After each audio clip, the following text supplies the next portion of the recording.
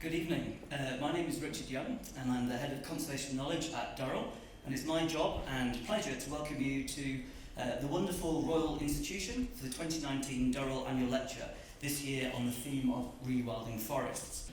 Your support allows us to deliver this work, frontline conservation with impact, 365 days a year, year after year, decade after decade. In fact, for the last 6 decades, because 2019 is the 60th anniversary of the founding of Jersey Zoo in 1959. So from all of the Durrell team, thank you so much for your support that you give us. You're making a really positive difference to the natural world. We look forward to this event every year, coming together with our friends, members and supporters to talk and think about the problems facing the natural world and what can and should be done about it. So we are really grateful to our sponsors, Rathbones and Rathbone Green Investments, for their generosity in supporting this event and allowing us to convene together. Thank you. And John David from Rathbones will be in a few moments will be saying a few words to you. So this evening's theme is forests and why they are essential to the planet, but also to people. So this photo is from an expedition of remote central Mozambique that I was lucky enough to go on last year. It was definitely it was definitely good to get out of the office. The right up there, if you can see it, that was our campsite. And just behind it was a very, very remote and very difficult to access forest that had only just been discovered by scientists. But this picture tells a rather depressing story. As you can see, most of the forest in this landscape, particularly in the flatter areas, has actually gone or has been cut to pieces, with only really forest remaining in these really hard to access areas. So tropical, temperate and boreal forests are home to most of the world's wildlife. 2 billion people directly rely on forests for their livelihoods, and everyone on this planet relies on the Earth's life support systems that forests provide, such as locking up carbon, which of course is a massively important phenomenon in our battle against climate change. But as this photo shows, forests are under real threat worldwide. So the format of this evening, we have 2 talks. Firstly is by Professor Miles Richardson from the University of Derby on why forests and nature more broadly are fundamental to the human condition. Then we have Dr. Lesley Dickie, Durrell's Chief Executive Officer, will talk about the importance of restoring forests, showing you a case study from Brazil. Brazil's amazing but much depleted and hardly known Atlantic forest. So before our main speakers, I'd like to invite John David from Rathbones to say a few words on behalf of our sponsor. Thank you, John.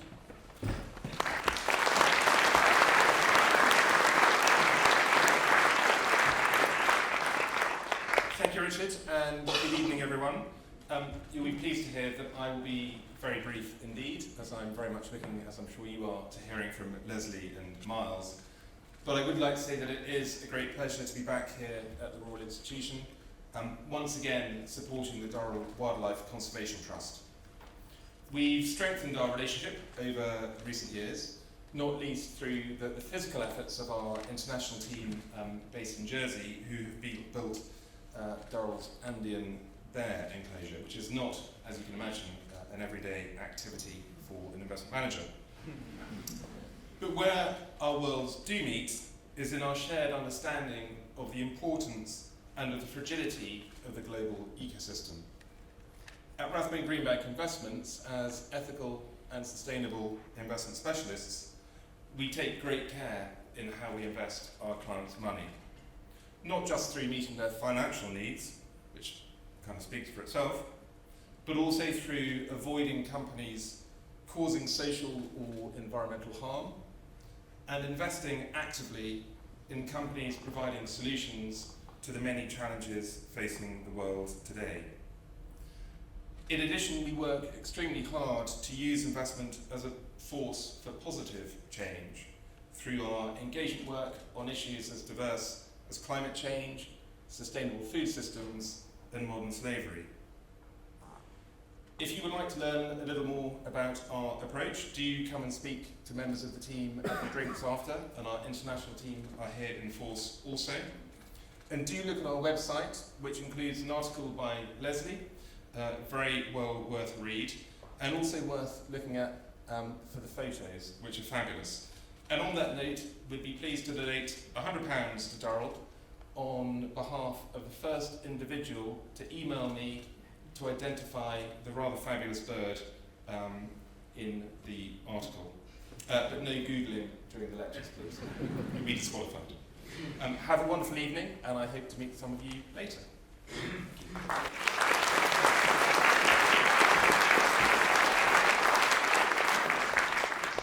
Thank you very much, John. So we're thrilled that Miles accepted our invitation to come and speak today.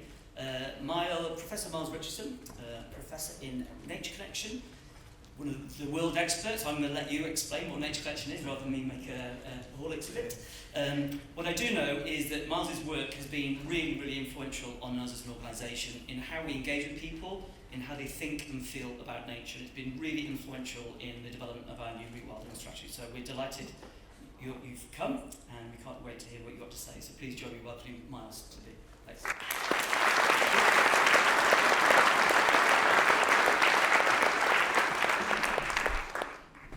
Well, thank you very much, and thank you for the invite. It's a pleasure to come along, and it's a pleasure to talk to you all here today.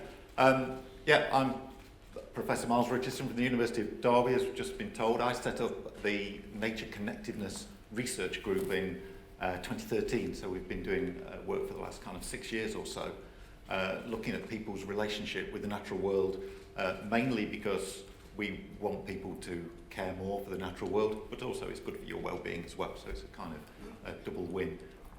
Our relationship with the natural world matters, as you well know, because of the decline in wildlife. There's the WWF report from last year, which was 60% decline since 1970. That's down to our relationship with the natural world. And it also matters because of our own mental health. 30% of the population, that's in the global population, will suffer mental ill health at some point. And in the UK, the annual cost is 100 billion. It's the biggest cause of disability in the UK. And the strange thing is about mental health, when you look at some of the solutions, many of you might notice, recognise those. They're the 5 ways to well-being, which are promoted heavily by a number of health organisations. When you look in a little more detail, if you look at the 5 ways to well-being, nature is never mentioned, and we know there's a massive evidence base that exposure to the natural world is good for us, but we ignore nature-based solutions. We become disconnected from the natural world to a point where we ignore the benefits that it can give to us. And it's very weird that we'll accept that fish need a river to live in, the birds need the sky, apes need the forest, but we plough millions and millions of pounds into research to identify that people benefit from the natural world, from the habitat that we evolved to make sense of. So it should come as no surprise, but there's a deep-seated disconnect from the natural world which has led to the warming climate and the decline in species, and that's what I'm interested in, trying to find ways to improve that relationship and practical ways to improve that. We did a survey of 5,000 people in the UK over the last few years, did it in waves, and when you ask people if they feel part of the natural world, the vast majority aren't sure that they are. There's many reasons for that, cultural reasons, and technological reasons. There's some interesting research that has looked at cultural products, films, books, song lyrics, and over the past 60 years, the references to nature have declined year on year on year. And they found that those declines come steepest when new technologies come. I think the decline of the wildlife and biodiversity crisis and the warming climate suggests to me that our relationship with the natural world has failed. And all is not lost, because there's research that shows that wildness and that relationship with nature is deep within us, and it's perhaps a latent thing that needs to be brought out. There's some research that showed people pictures of roses for 3 minutes. You looked at the pictures of the 3 roses, and you were linked up to a heart rate monitor, and they looked at the physiological changes when people looked at roses compared to other scenes, urban scenes, for example. And you can detect the differences. When people look at roses, you get changes in your nervous system activity, which suggests calm and a state which is good for you, basically. And those changes are the same changes that you get if you sit someone on a chair in a forest, which suggests our close relationship and embeddedness in the natural world. And another study by the same people shows how deep this relationship is. They got them to place their hand on a series of materials, artificial materials, and one of them was a piece of oak. And they got the same response from placing your hand on a piece of oak as you do from watching roses or being in the forest. So we can move on to nature connectedness. I hope you see there's this physical relationship between people and the rest of the natural world. And I'm particularly interested in how that goes from physical to psychological and a mental relationship. And that term within psychology is termed nature connectedness, and it describes our relationship, our sense of relationship with the natural world from a psychological perspective. And we've developed measures to measure it, and we found that by getting people to do the right type of things, we can improve it. Earlier this year, we looked at 50 studies, brought them all together, so it involved 16,000 people, and we found that there was a relationship between people's connection to nature, the closeness of their connection to nature, and broadly two types of well-being, feeling good and functioning well. And the other core reason, which hopefully you'll agree is maybe more important, is if you've got a closer relationship with the natural world, you're more likely to do more for nature. A lot of engagement around this area is getting kids out and learning outside and environmental education, teaching them facts and figures about the natural world. So in other work that we've been doing, we're trying to kind of show that a connection with nature really matters. As I said, it's accepted that exposure to nature is good, contact with nature as we might call it, and we've been looking at connection versus contact. And we've been working with Natural England and a population survey of people's connection with nature and looking at how that affects well-being and pro-environmental behaviours and pro-conservation behaviours. So we measured nature connectedness on a scale of 0 to 100, and the average for the English population, I think it was England and Wales, was 61. If you looked at the average nature connection for people who reported doing nothing, they don't recycle, they don't do anything for nature, they're not concerned about the environment in any way particularly, their nature connection is 47. Buying eco-friendly products takes a little bit of effort, might take a little bit more funds, 71. And then for people who actively do conservation volunteering or support wildlife organisations, the mean was 76. And it just shows the more you do for nature, the higher your level of nature connection needs to be. So the more we can increase people's relationship with nature, the more hope we've got of improving the issues such as biodiversity and climate.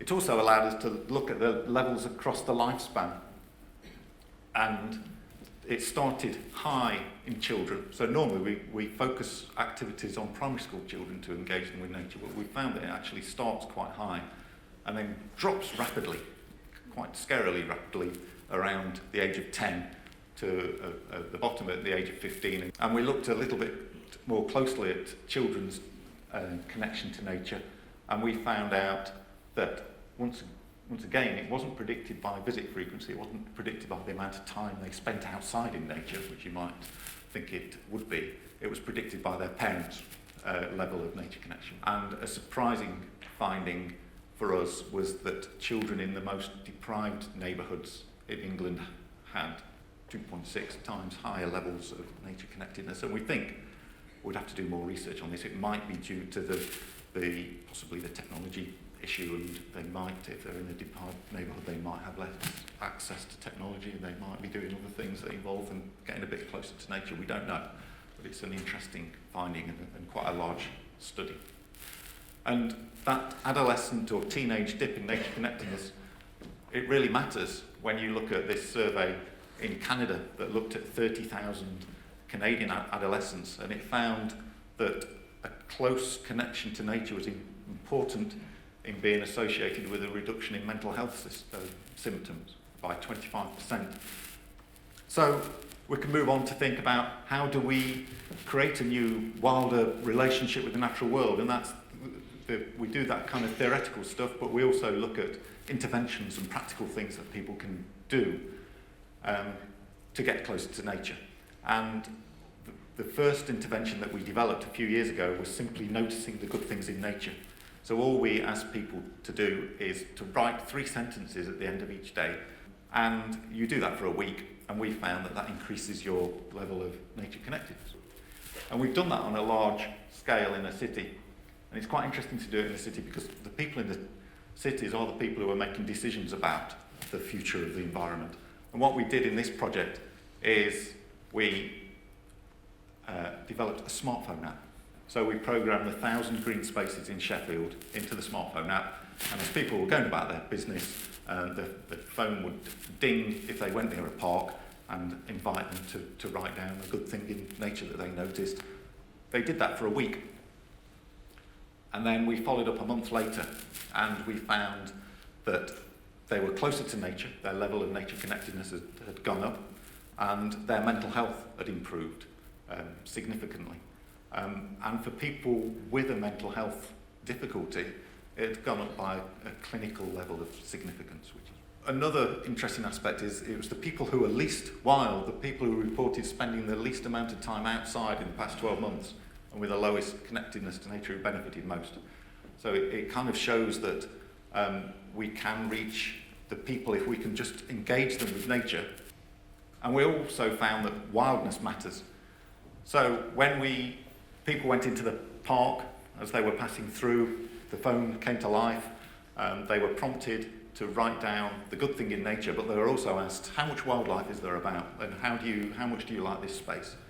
And what we found was that people were remarkably good at measuring, I suppose, how much biodiversity there was. And the more biodiversity there was in the park, the more positive emotions that the people felt. Another thing that we've been doing to improve people's connection with nature is we've designed a framework, the pathways to nature connectedness. So we looked at 9 types of relationship that you can have with the natural world. We identified 5 of them that were linked to a closer relationship with nature. Contact through the senses, beauty, emotion, meaning and compassion. And they're being used. So this is an example from Jersey Zoo itself, the butterfly kaleidoscope, where Durrell and people at Durrell have been using the pathways to inform the design of activities and spaces like that. So a little bit more slowly, here's the 5 types of relationship that we found are related to nature connectedness. So it's contact through the senses, and we're simply asking people to notice and actively engage with their senses with the natural world.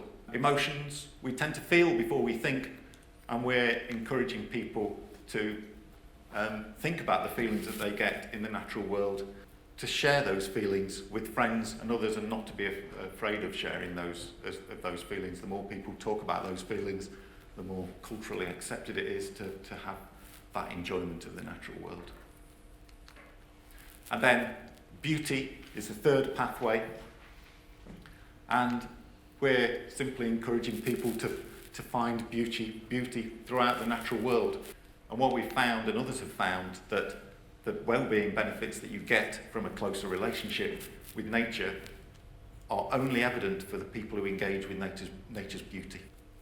And the 4th pathway is meaning. I'm sure you all can think of great works of art, paintings, poetry that focuses on nature. And we're just encouraging people to explore those meanings a little bit more, celebrating the mystery and cycles of nature and the signs of nature, and bringing that culturally into our lives more deeply and more significantly. And then the final one is compassion. So thinking about what you can do for the natural world. And I mentioned there was 9 types of relationship. We found 4 that didn't. It's not all joy and calm in the natural world. There are dangerous places. It can do nasty things in certain environments. And then we have the utilitarian relationship, which is the practical use of nature for building buildings and burning coal and all of those things. And the control and dominionistic relationship with the natural world. And then the other one, which can be quite controversial, is an ecological or ecologistic, scientific, knowledge-based relationship. And in some, those 4 relationships are perhaps pathways for survival and progress that have brought us wonderful buildings like this, but they've perhaps dominated too much that have and weakened the environment and led to the crises that we face at the minute. Just to kind of summarise, so that construct of nature connectedness, that thing that describes a wilder relationship, it's important in its own right to well-being and pro-nature behaviours. So go out into nature, but do the right thing when you're in nature and develop that closer relationship with it. And it can be improved for the people who don't have a closer relationship, but by simply noticing the good things in nature.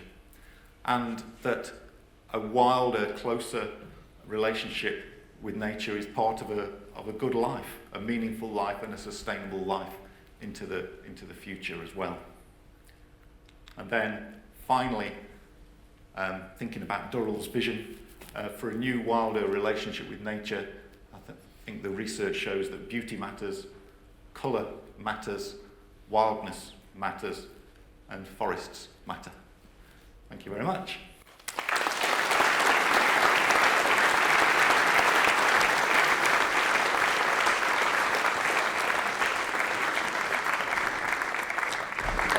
Thank you very much, Miles. So we hope that's kind of opened your minds to thinking about your relationship with nature, even some of the psychological and physiological effects of nature on you.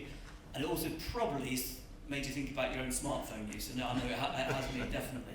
So we're going to move from the psychology of nature connection now to thinking much more about ecology and conservation of forests, and particularly a fascinating project in Brazil. So I would, she probably doesn't need much introduction actually, but Dr. Lesley Dickie, Chief Executive Officer at Durrell.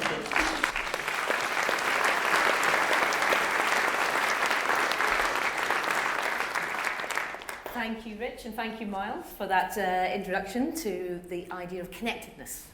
Now I'm going to talk about forests a bit more. Forests. What are they? There's actually hundreds of different definitions of forests to do with size of trees, density of trees, legal standing, but I think we can all understand that forests are places where you get lots of trees. I think that's the simplest explanation, we'll stick with that. And here's a beautiful example of crown shyness, where the crowns of the trees are slightly moving apart from each other, because trees talk to each other. Forests are amazing. This is the crooked forest in Poland. Now, no one really knows what's going on here. There's 400 pine trees in the crooked forest in Poland, this shape.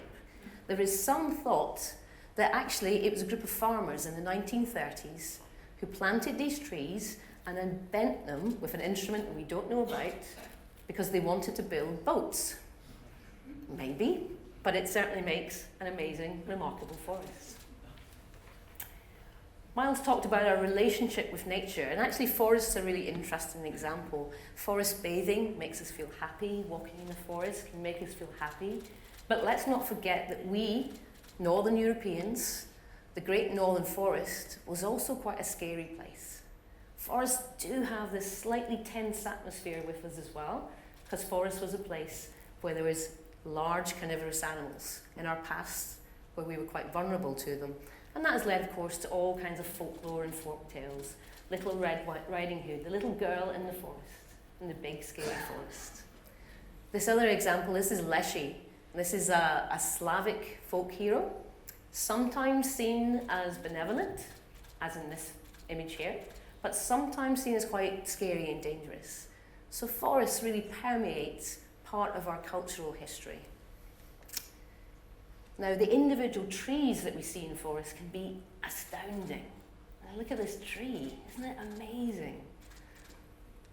This tree is the ash brittle yew in Somerset. Now, the church behind this tree is from the 15th century. Old. We would think that's old.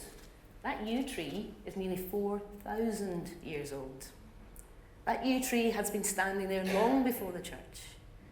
How many generations of children in Somerset have played around this tree? This is part of the community. This tree is meaningful.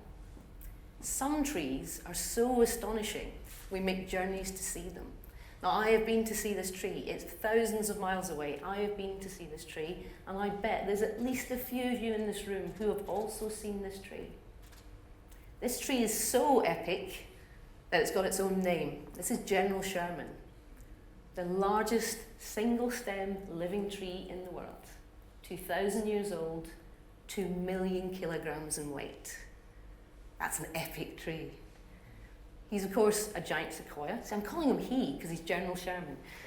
He's a giant sequoia tree in the mountains in California. And I went to see him, and if I had been standing there, I'd be about that high, tiny. It's an absolutely amazing tree. The trees are so much part of our social life, our inner meaning, our psychological health. And of course, we use trees. So trees are also part of how we've built our towns and cities.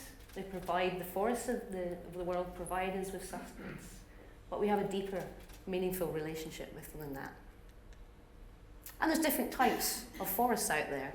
There's the boreal forest, or the taiga, in the north, and the deep south. These are the high latitude forests, where it's usually freezing for about 6 to 8 months of the year. There is, of course, the tropical forests, between the tropics. And these are some of the most biodiverse habitats on Earth. And the tropical forests make up about 50% of all forests on Earth. Really remarkable places. The temperate forests. Where we live, we have the temperate forests, sometimes called the four-season forests. Because of where we live, we have those seasonal activities. And they're very diverse, the temperate forests. You know, deciduous, carnivorous, broadleaf, mixed. Beautiful forests. Now, interestingly enough, when we think about tropical forests, we often in our mind think about rainforest. Only 60% of tropical forest is rainforest. You get dry tropical forest, and we never tend to think that forests in our country are rainforests, but we have rainforests. There's a Welsh rainforest, because it's about how much rain you get in a temperate area. And so we also have rainforests. Perhaps Welsh Tourism Board should promote that a bit more. Go visit a rainforest today. And unfortunately, we also have this type of forest. It's so different from the real thing. This is a man-made plantation commercial forest. There is some biodiversity in there, but it is limited compared to the amazing natural forests that we see around the world. And forests and trees are becoming back into our psyche a lot more because of the climate emergency we face. Forests are amazing at sequestering carbon. Now, at Durrell, probably it took us a lot longer to realise than it really should have done, but we've been sequestering carbon for 60 years. Because when you save species, you save habitat. And the plants and the habitats that we are saving, they're sequestering huge amounts of carbon. Now, there's a positive feedback loop in forests. The healthier forests are, the better they are at mitigating against things like climate change. They're more healthy and resilient to things like drought, fires, and extreme weather events. So it's a very positive feedback loop. And of course, the other way around, as forests get destroyed, there's a negative feedback loop. And we also know it's not just about the forests themselves. Forests can't be empty forests. It's actually one of the saddest things when you hear an empty forest, they're silent. But biodiversity-rich forests hold far more carbon than depleted forests. So it matters what animals are in there as well, and how they interact with the environment. They actually sequester more carbon as well. So at Durrell, we work in forests in many places around the world, and unfortunately sometimes it looks like this. Madagascar is a really tough place to work. because often we're at the front line of trying to stop forests being burnt down. This is an example of TAVI, slash and burn agriculture, and you can see this is quite steep slopes where the forest cover is being removed. And once you do things like that, you get what's called lavaca. Lavaca are big erosion gullies. Once that starts to happen, it's very hard for the land to recover. It's simply washing away. We also work in places like Round Island. Now, can we call a group of palms a forest? Palms are not really trees, they're big woody shrubs, but we like to think that we're making a palm forest in Round Island. But we also work on forests on the mainland of Mauritius as well. We work in places like St. Lucia, which has been threatened by over-tourism. And the little offshore islands of St. Lucia are being really devastated. You can see hardly any trees left on that little island, and makes the animals that are endemic to those little offshore islands incredibly vulnerable. And of course we work in the UK, and we're working in Wales now, thinking about bringing back some of the species that live in the temperate forests in Wales. But what I wanted to really talk to you about this evening is Brazil, and our work in Brazil with our partners there is a very good example of an edge effect. What happens when a forest butts up against degraded landscapes. Now, Rich alluded to it earlier. Brazil is very much in focus right now because of the burning of the Amazon. It is pretty dramatic. It's devastating what is happening.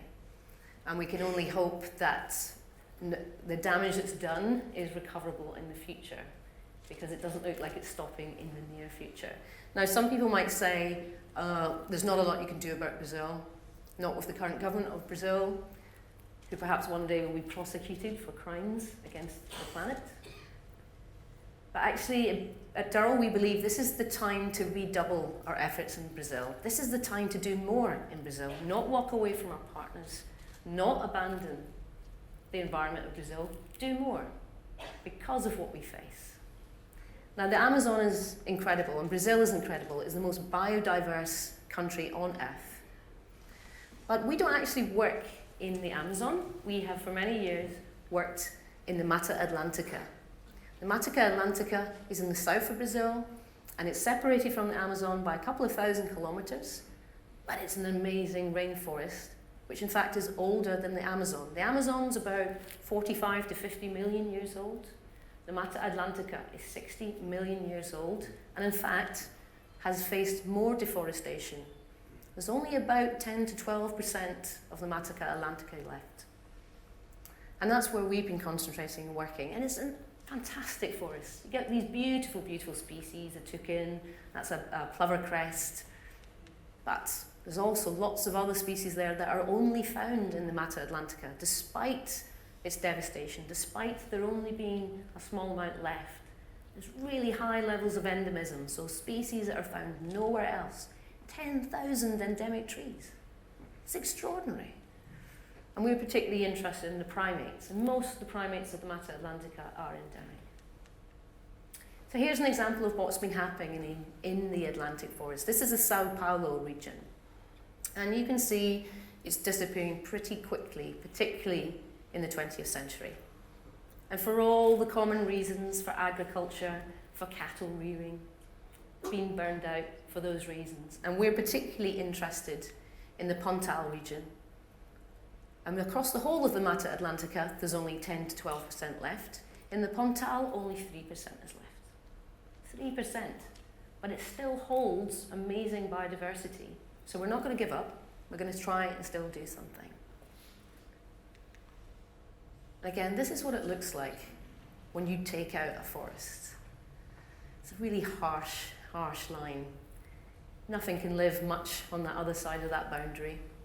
And just like in places like Madagascar, you take out the trees, you get erosion and soil impoverishment. It's very dramatic. And then you get the threats to the endemic species that live in a place like the Atlantic forest. What tends to happen with forests, of course, when they're cleared, they're not cleared in one continuous sweep.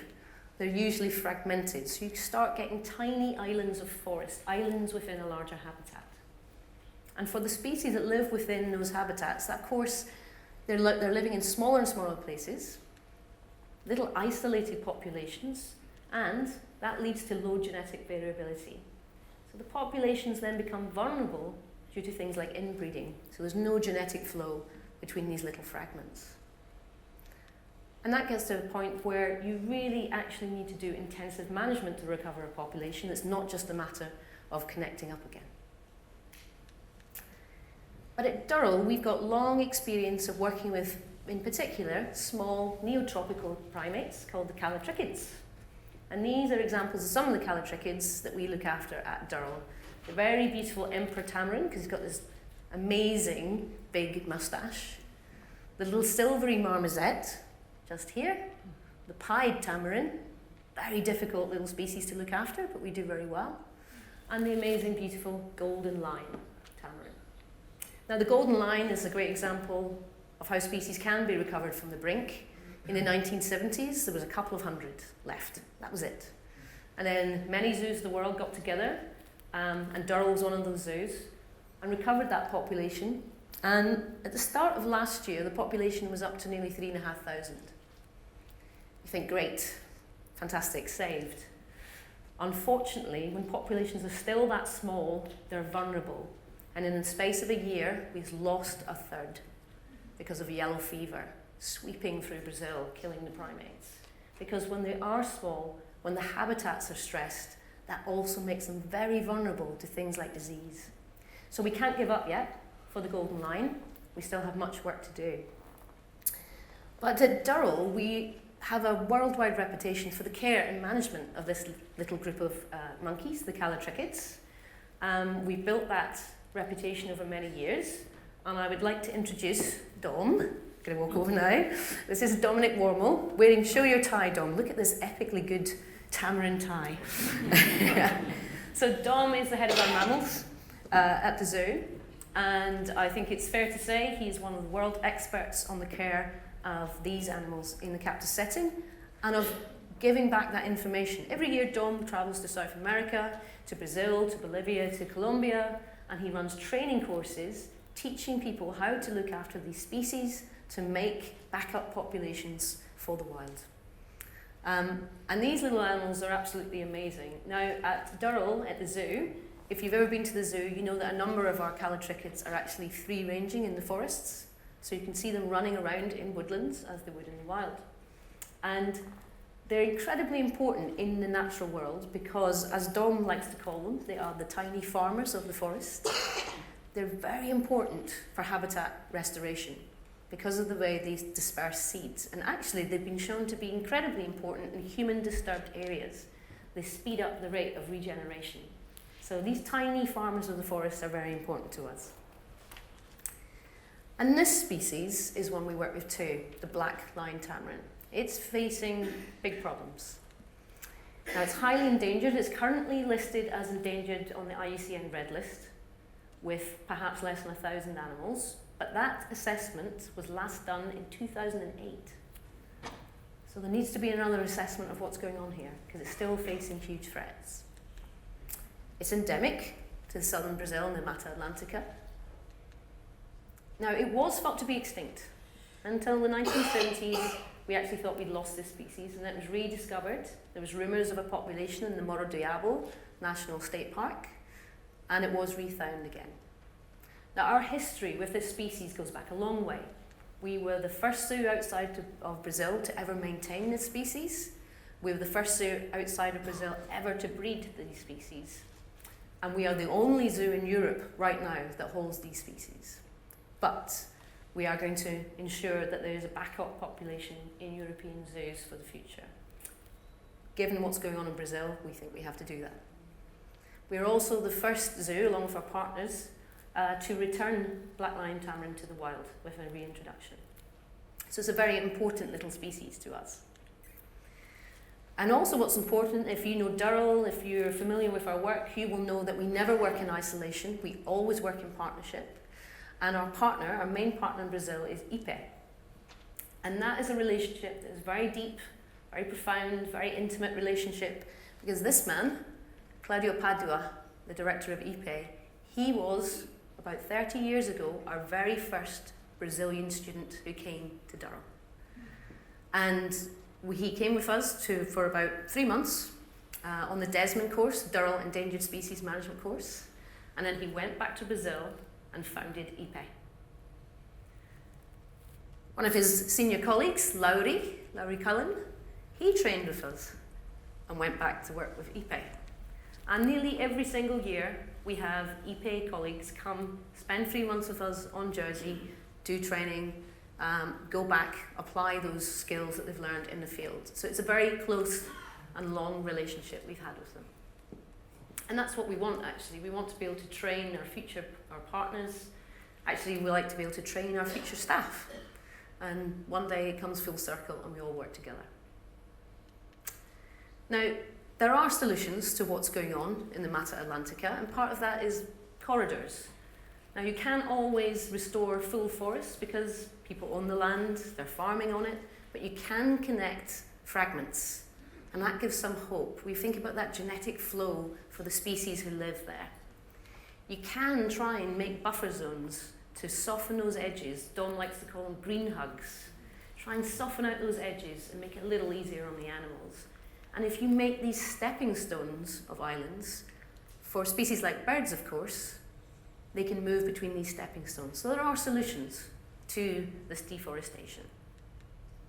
Now, this is a map from IPE, and this is the Morro do Diabo National Park. And these little green lines here, these are the corridors they want to make. So we're going to talk about the Western Corridor.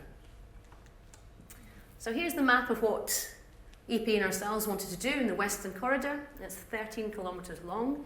It's linking up the Morro do Diabo State Park to a little fragment where we know there are Blackline Tamarins. We know they're there, but they can't leave that little fragment because they can't cross the agricultural land. It's too dangerous. There's nothing for them to eat out there. They're very vulnerable to predators. So we started some of our work in an unusual way with IPE. And you think, why are you showing us crushed up old cans, Lesley? That doesn't look like a forest. Well, as we know, cans are made of aluminium. That could be recycled. In fact, it's much better to recycle and make cans rather than make new cans from raw materials. It's much better to do that. So in 2002, we started asking people, bring us your old cans. And what we do, we crush them down, we sell the metal for recycling, and then we buy trees. It's very simple. And we call this cans for corridors. So about 50 cans will make one tree. Now, it's a very effective way of getting things done, but also this really helps make the connection between ourselves, our consumption, and the impact we have in the world. School children on Jersey understand that this can that they have bought and consumed, it can have a life afterwards if they recycle. It can deliver something good if they recycle. Now, Gerald Durrell once said, there is no first world, there is no third world, there's one world, and we all live in it. So hopefully this project is helping people see that, yeah, there's one world, and we're all a part of it.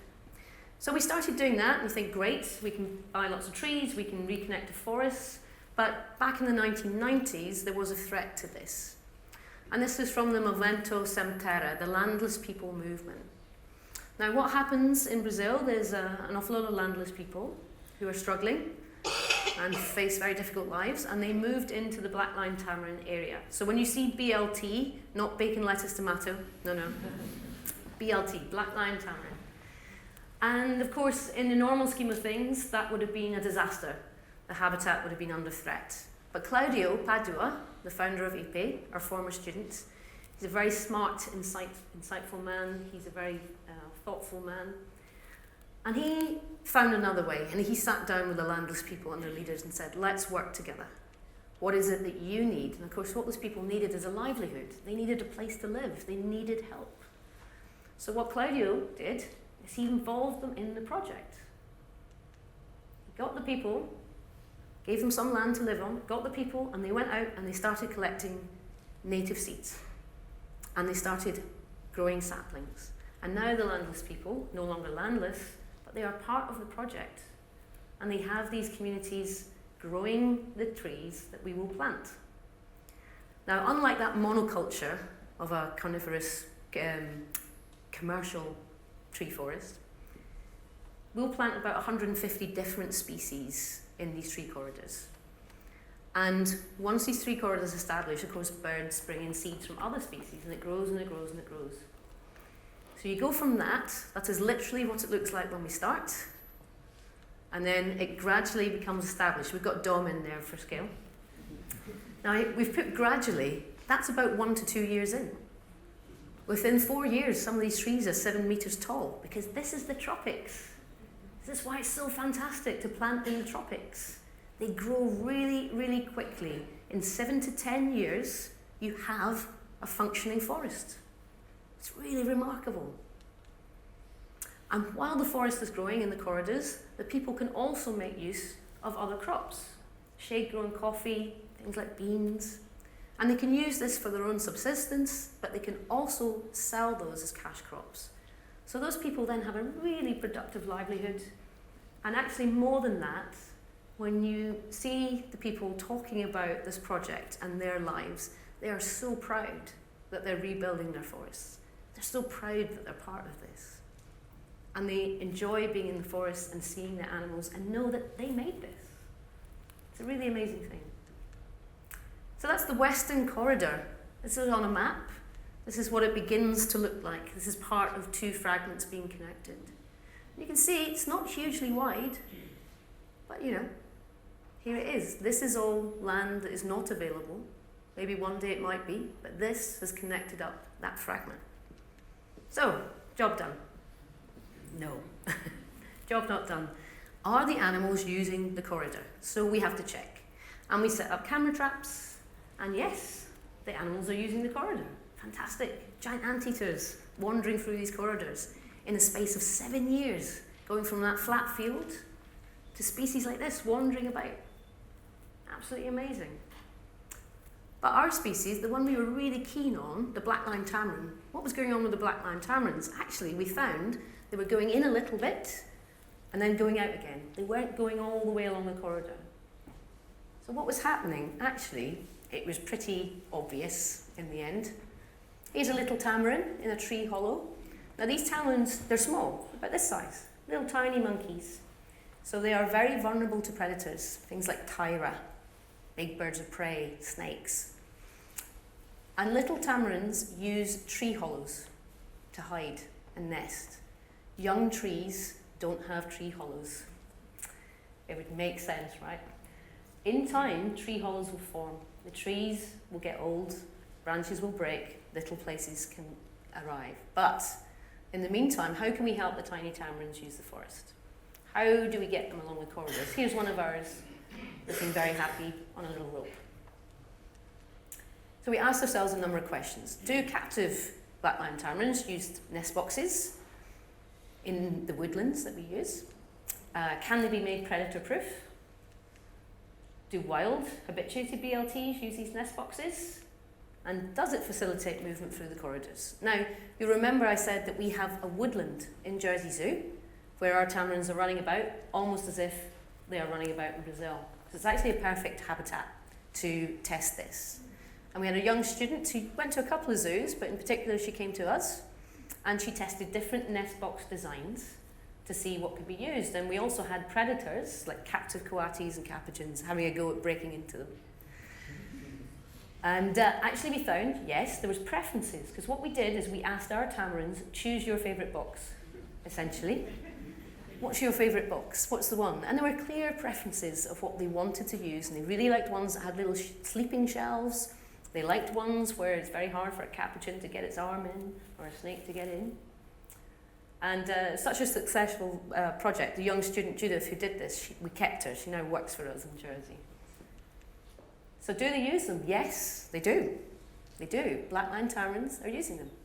But also, marsupials and rodents, little birds, capuchins trying to break in. But blackline tamarins do use these nest boxes out in the wild that we've tested at the zoo. Does it facilitate movement? Yes, it does.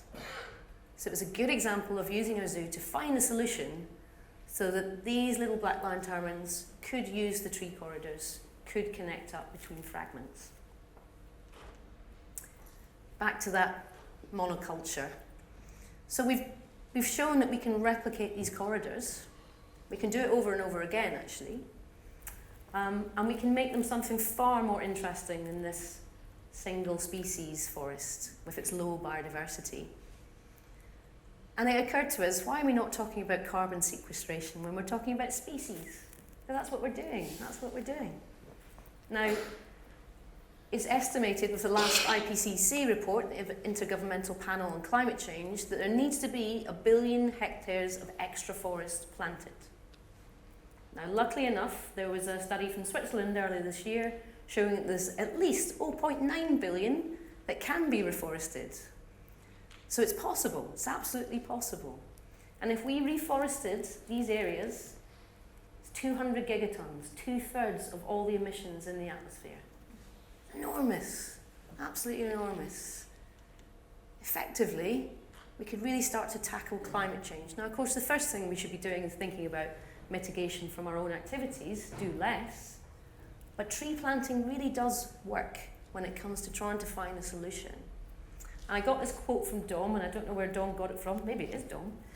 But he said this, if trees gave us free Wi-Fi, we'd plant millions. It's true. Instead, they just give us a planet to live on. Why are we not doing this? And that's why we're launching this new initiative, Rewilding Carbon. Now, we already protect forests around the world, so avoided deforestation, but in places like Brazil, we're planting trees. We're adding more trees into the environment. And as I mentioned earlier, when you combine it with species conservation, it's more effective. This is a study from Stanford quite recently, showing that when you have large animals in an environment, in a forest, with their interactions with each other, eating, the carbon matter goes back into the soil. There's more carbon sequestered in an active, healthy forest than a depleted forest. So these two things should always go hand in hand. Why we just talk about sequestration or why we just talk about species conservation, we need to talk about these things together. It works together. It's more effective together. And so if we think about the Western corridor, that's now complete. Now we want to build the Northern corridor, much bigger, 25 kilometers of corridor, linking the Morro do Diabo up to these fragments where we know there's Blackline Tamarin. So that's what we want to do next. And we want to kick off this evening the building of the Northern corridor. So £25 will help the local community plant 5 trees and sustain them for 3 years, because of course they're quite vulnerable when they're first planted. You need to really look after them, ensure they grow. £500 will run the community nurseries for a week.